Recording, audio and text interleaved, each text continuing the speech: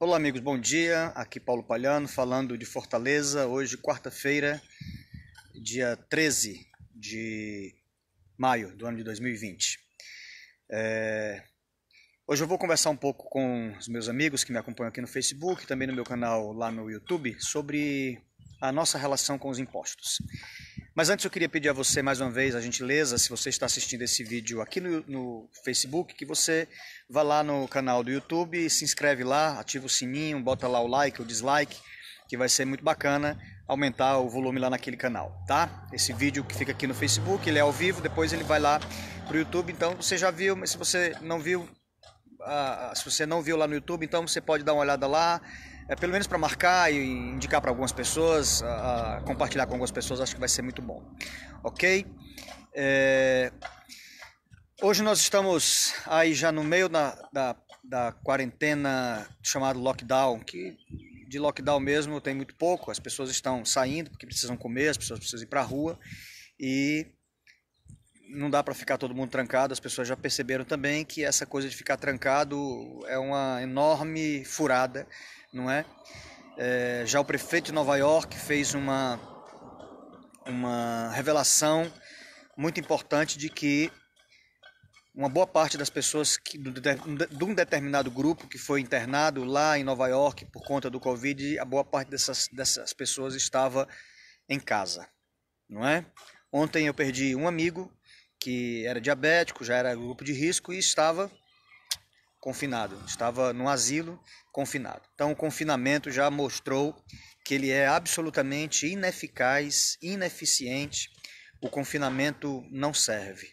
O confinamento tem matado as pessoas. Mas muito bem. O que eu quero conversar com você hoje é sobre um tema que sempre me é recorrente. E alguns anos atrás eu fiz uns 2 vídeos sobre imposto. Falando sobre a questão do imposto, qual era a minha visão, a minha perspectiva a respeito do imposto. E esses vídeos foram vistos por mais de 50 mil pessoas, os 2 vídeos, né? Se perderam aí no meio das redes sociais e acabou que eu nunca mais falei sobre esse assunto. Mas hoje eu gostaria de voltar a falar sobre ele, porque alguém pode me perguntar o seguinte: por que eu bato tanto no Camilo Santana e no Roberto Cláudio? Por que eu falo tanto desses 2 homens que são os governadores, né? O governador daqui do estado do Ceará e o prefeito Roberto Cláudio, o prefeito aqui de Fortaleza, que são, digamos assim, as lideranças maiores aqui do estado, por ser a capital, a Fortaleza, tem o Roberto Cláudio, que é um médico aqui à frente, e o governador como autoridade do executivo maior da cidade, do estado. Por que eu falo tanto e bato tanto com tanta intensidade? Porque os 2 são meus funcionários, certo?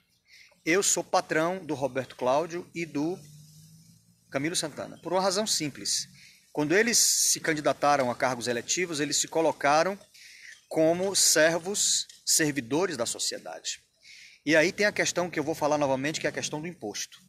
E eu vou pedir até você que depois compartilhe esse vídeo, sabe por quê? Porque o cidadão brasileiro, ele não tem a dignidade pessoal, do reconhecimento pessoal de que ele é que é o senhor do Brasil e não os governantes. Não é? No Brasil, lamentavelmente, parece que é a pipa quem empina o menino. Parece que é a pipa quem coloca o menino no ar. Nós é quem, quando estamos diante dos políticos, nós não, porque eu não faço isso. As pessoas, já percebeu o estado de subserviência que as pessoas ficam, não é? Diante dos políticos, diante dos magistrados. E eu tenho falado sempre isso, ensinei isso aos meus filhos. Eu digo, qualquer pessoa para quem você olhar, respeite como autoridade, até o ponto dela lhe respeitar. Se ela lhe desrespeitar, ela perde completamente a condição de você manter por ela também o mesmo respeito. Se você está diante de uma pessoa e ela lhe trata por senhor, trate por senhora. Trate por senhor ou por senhora. Se ela lhe trata por você, trate por você também. Não é? Não é o fato da pessoa estar num cargo público. Então vamos lá. Juiz, vereador, deputado, senador, governador, prefeito, presidente da República, todo mundo que recebe, funcionário público do Detran, de qualquer outro órgão, que recebe do dinheiro público, ele é seu funcionário. Pague você R$10 ou pague você R$1 milhão de imposto. Tá certo? Qualquer pessoa que tem um cargo eletivo, ela é seu funcionário. Qualquer funcionário público, é claro que você deve tratar bem a pessoa, mas ele também deve tratar bem a você. só existe um Senhor na nação, no Estado brasileiro, e esse Senhor é o povo brasileiro, somos eu e você. Então eu queria falar um pouco para você sobre essa coisa do imposto, não é? Como é que nasceu o imposto? O imposto nasceu porque pequenos grupos, na humanidade passada, havia pequenos grupos e tal, e sempre havia um cara que era o bonzão naquele grupo, que, por exemplo, quando um grupo vinha atacar o outro, aquele cara que era o bonzão forte, ele era o cara que ia batalhar contra o outro grupo. Então, por ele batalhar contra aquele outro grupo, ele precisava se dedicar a essa batalha.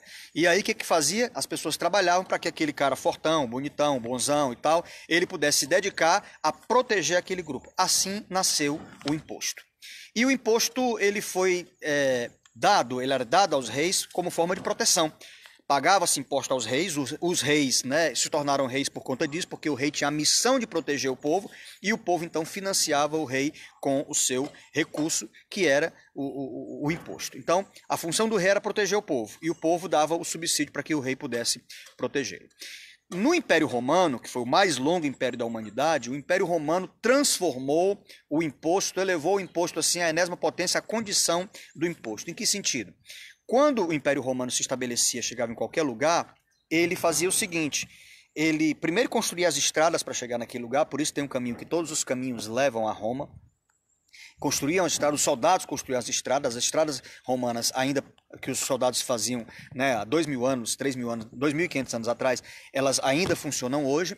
Então, Roma fazia o seguinte: pegava aqueles povos que ela dominava e dizia: nós vamos proteger você contra os bárbaros, contra os germânicos, contra os francos, contra quem quer que seja, você paga imposto para a gente. E as pessoas pagavam, aquelas pequenas civilizações pagavam imposto para Roma, e Roma dava proteção para aquele povo. Isso foi, digamos assim, o imposto elevado ao seu nível mais nobre.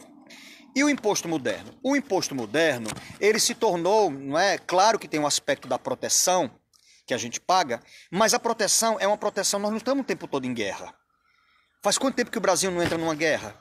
Então, o imposto é para dar o mesmo sentimento de que o rei, o governante, quem quer que seja, nos dê a proteção. Mas qual a proteção que nós precisamos ter agora dos governantes? A proteção da saúde, a proteção dos nossos filhos, a proteção da nossa propriedade, a proteção da nossa liberdade. Então, o imposto moderno, ele deve servir para que o Estado, não é, que é a entidade que nós como povo criamos, para que essa entidade administre os recursos que são arrecadados de todos para o bem de todos. Tá certo? E quer ver, essa coisa de imposto para quem ganha mais ser maior ou ser menor, e quem ganha menos pagar menos, isso é a maior balela. Tá certo? Quem paga mais, aí querem tirar o PT, por exemplo, que é um partido maldito do inferno, né? PT, PSOL, todos esses partidos nasceram no quinto dos infernos, quer tirar as pessoas que têm muito dinheiro. Por exemplo, você pega um Luciano Havan, dono da Havan. Vamos taxar o Luciano Havan 90% da riqueza dele. Sabe o que acontece? Aquele cara gera 22 mil empregos. Se taxar ele com imposto muito alto, ele pega o dinheiro dele, bota dentro do bolso, vai-se embora para os Estados Unidos, acabaram seus empregos. Percebe? Então, o imposto justo é o que está inclusive na Bíblia, o dízimo.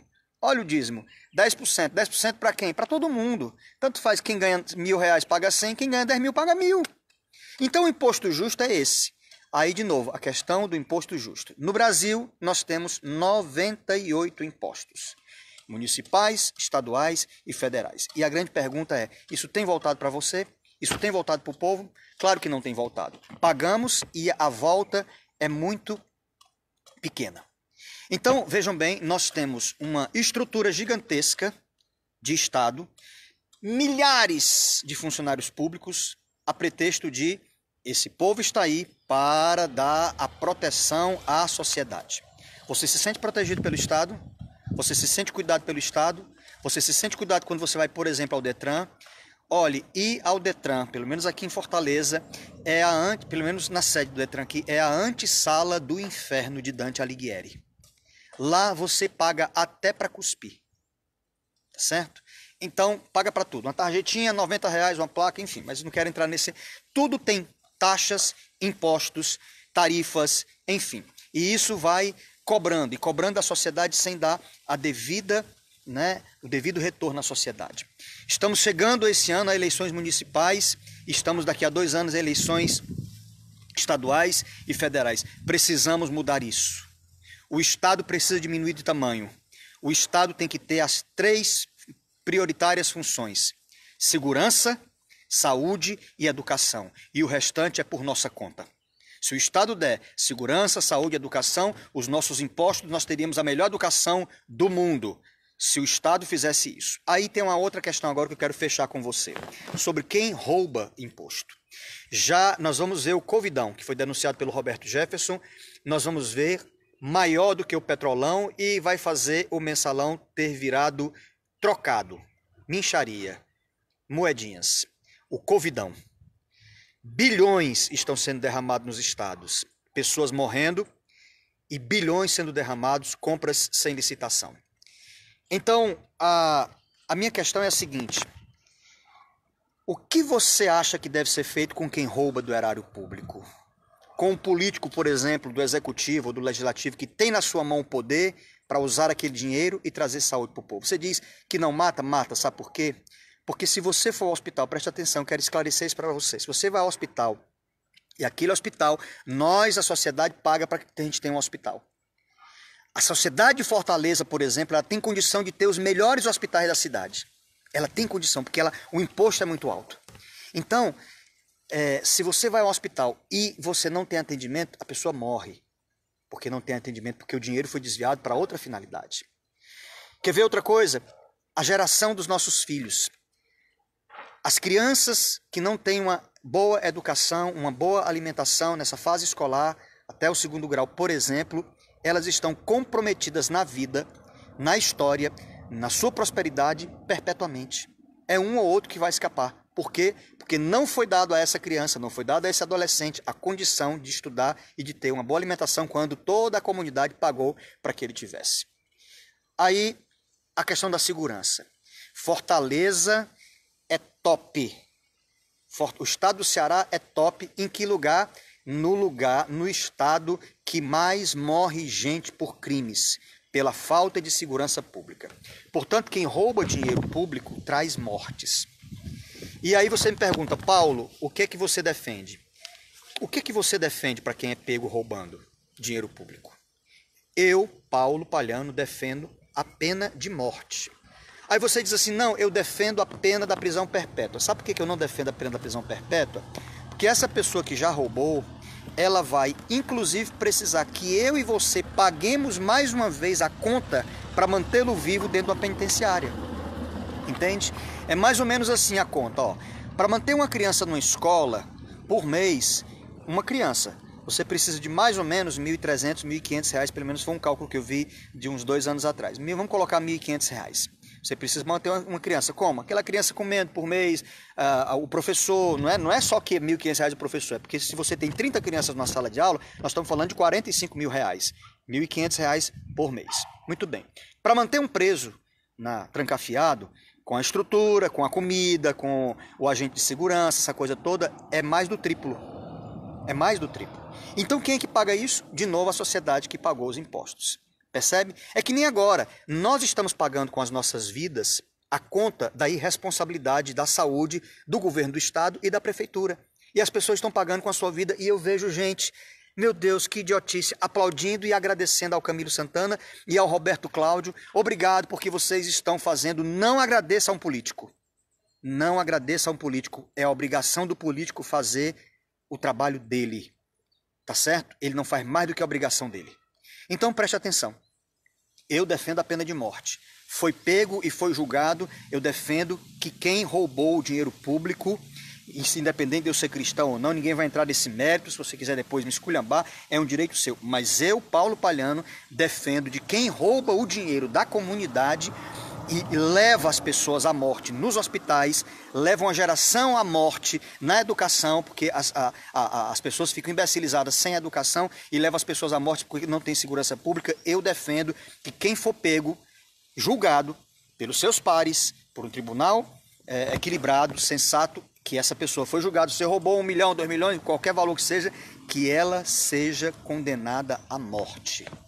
E que pague do bolso dela, e não com dinheiro público, a bala, ou a injeção letal, ou a energia que vai o choque, qualquer que seja. Você pode achar que eu estou sendo intransigente, mas escute-me bem.